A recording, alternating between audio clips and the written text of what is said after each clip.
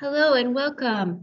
We at New College are so excited that you're considering us for your course of study in September, and just as excited, if not more so, that English literature might be a possibility for you. So today we're going to look at a taster session of what an English literature lesson would involve, and that will entail literary theories and criticism. So our objectives for today's session are going to, one, allow you to experience learning at New College. What is it like to attend? We'll also identify the requirements of A-level English literature. We will gain understanding of how A-level English literature, how an A-level English literature lesson is conducted, and then you'll review and apply literary theories, criticisms to children's rhymes, as a way of taking this information and applying it to something a little more practical. So as far as the course overview goes, the study of English literature at A-level is going to help you develop a number of subject-specific as well as transferable skills, so analytical, critical thinking, and writing skills that encourage in-depth critical and contextual thinking in response to a range of literary works. And this range will include plays, novels, short stories, and poetry. At the end of 2 years of study, students will take 2 exams, which are going to constitute 80% of your grade, and each exam will be 40% of that grade. And during the course of study, students will also complete an NEA, which is a non-exam assessment, which will make up 20% of the A-level grade. Now, the NEA is designed to meet students' interests and creativity. Students will be comparing 2 texts. One of the texts has to be written pre-1900, and these are just some of the ideas for NEA themes that students have done in the past. For instance, the struggle for identity, the Gothic, representations on race and ethnicity, representations of women, of men, representations of social classes and culture are all things that students have explored and gained valuable analytical, critical, and of course, writing skills in producing this NEA. So our lesson today is about literary criticism / literary theories. Either term is correct. Now, literary criticism are the various lenses in which we look at a piece of literature. And it is really important to stress that none is more right than any other. What they do is they allow the critic to focus on aspects that they think are most important. And because there are so many literary criticisms that are out there, applying a different literary criticism to a text, maybe more than one, help you look at the text in multi-layers and really explore the big picture. So you, the reader, are going to look at literature through a lens, and that lens is your own personal experience. It's also going to be through the lens, perhaps, of literary criticism. And with that, of course, you'll have what we call the baggage. And baggage doesn't necessarily have to be a bad thing. It's your life experiences, your thoughts, your perceptions, and these are things that you will also apply to your criticism of a certain text. So let's look at a few examples of literary theories and criticisms, and then we will apply them to some selected works. Now, let me just stress, these are just few of many. There are literally hundreds of literary criticisms / theories that you can apply. All right, so the first one we're going to look at is the psychological or the psychoanalytical theory. Now, this theory explores the hidden motivations of the characters and how these characters might give us an indication of the author's psychological state. So we can really get these characters on the couch and explore what makes them tick. And we may apply what's happening with these characters also to the author's life if it is appropriate. So using Harry Potter as an example, these 3 characters, Snape, Harry, and Voldemort, are all kind of experiencing some really interesting psychological issues. Snape, for instance, is under the pressure of secrets and being a double agent. He's probably suffering from post-traumatic stress. Harry experienced mistreatment, sometimes outright abuse, neglect in his early years of childhood. As a result, he's very quick to form attachments. He's very loyal. He has what we call a saving person thing, in that he wants to help anyone he sees that he thinks might be in trouble. He absolutely detests bullying, which helps him stand up to many of the characters in the series.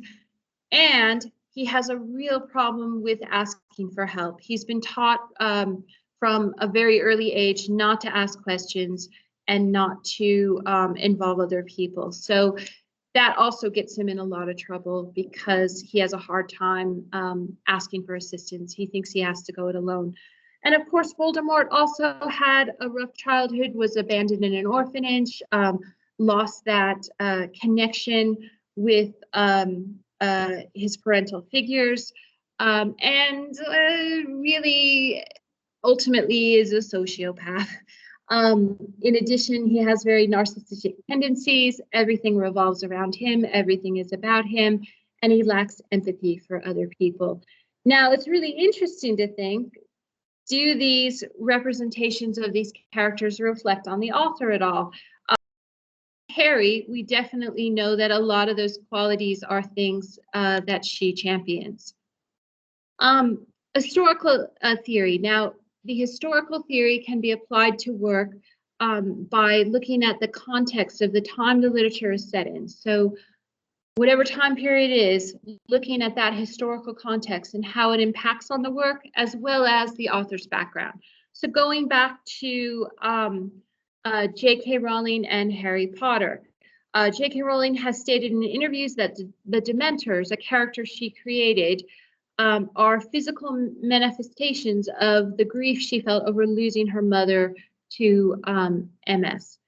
So that kind of gives us insight. Not only is the Dementor a terrifying character in its own right, but it's a definite reflection of the author's background.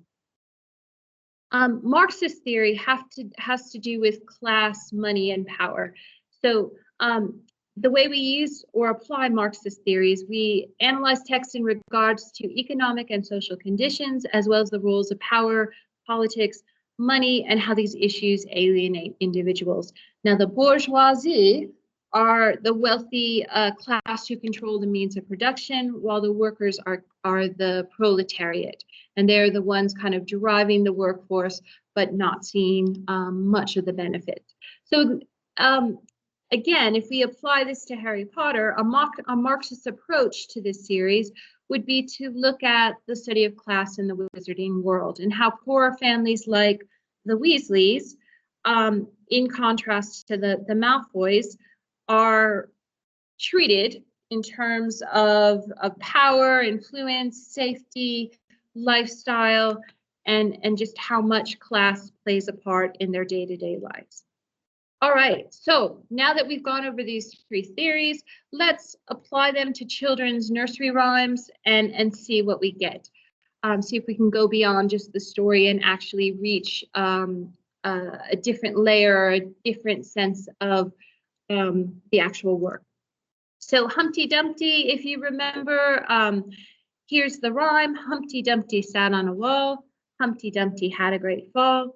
All the king's horses and all the king's men couldn't put Humpty together again. So if we did a psychological, psychoanalytical analysis of Humpty Dumpty, we could say he's sitting on the wall and he's quite happy with his life. He's happy with the view up there, but the wall maybe is symbolic to things that he is struggling with. It could determine two courses of action. He's maybe stuck in a point in his life and he's got to either decide to stay or go. Now, sitting on this wall could be like sitting on a fence, that symbol of indecision. So here he is looking at these infinite possibilities and not sure which one is going to best propel his destiny. So as he's sitting there, he could be afraid to commit, as in a relationship, or to find his true purpose and then live it. So he's maybe struggling with the fear. And then when he does finally make this decision, he's so overwhelmed by the power of this decision, and or it could be a bad decision, that he literally and figuratively falls apart, and his friends and family can't put him back together. How about historical analysis of Ring Around the Rosie? And this is probably something that you've heard before, but if we look at the song and the historical background of when the text is set, it's kind of interesting to think about what the words really mean. So this is the American version. I'll also do the English version, though it's not written here. Ring around the rosy, a pocket full of posies, ashes, ashes, we all fall down. And of course, with the English version, it's a tissue, we all fall down. So why do we fall down? It's a lovely children's game where we dance around in a circle and then fall to the ground, which is always fun for children. They love to kind of throw themselves around, and it's all very exciting. But actually, this song represents the Black Death of 1665.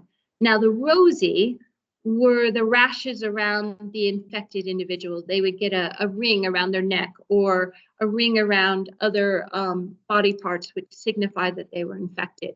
The posies were herbs that were carried, one, to block out the odor of the dead and the dying, but also as protection, herbal medications, etc. The ashes are literally the people dying, whereas in the English version, the tissue might be the sneezes of the infected. And then, of course, all falling down as we all die. The plague impacted and killed millions of people. And this song, this innocent children's rhyme, is actually a representation of the horror that happened in this time period. All right, and then finally, let's do a Marxist analysis of the Itsy Bitsy Spider. Remember, Marxist is all about wealth and class and power. So just a recap, the Itsy Bitsy Spider went up the water spout. Down came the rain and washed the spider out. Out came the sun and dried up all the rain. And the Itsy Bitsy Spider went up the spout again. So lovely story of perseverance and not giving up. But let's see what a Marxist theory would say about it. So the spider represents the proletariat, the working class, the working Joe and Josephina, who is just trying to live a life, get through life, but is really struggling because of money and class issues. Now, the water spout is the spider's job. The spider tries to go up and feels like if he just keeps trying and pushing himself to get to the top, it will all be better. Life will be wonderful. But it's actually a myth. It's the myth of equality and what we might call the American dream, or the dream of prosperity, that if you just work hard enough, you will get to the top. It also shows that sometimes no matter what we do, the odds are stacked against us. The rain is who we call the bourgeoisie, the owners, the factory owners who control the means of production. They are the ones that impede the spider from reaching to the top. So every time he gets up and he's almost there, the rain washes him back down. The rain also represents man's inhumanity to man. And the sun which dries up the rain and gives that spider a little respite, a little hope, actually represents false hope, because the sun is not always going to be there. And even though the sun makes conditions a little better temporarily, the rain will come back and keep the spider from reaching his potential and living a better life.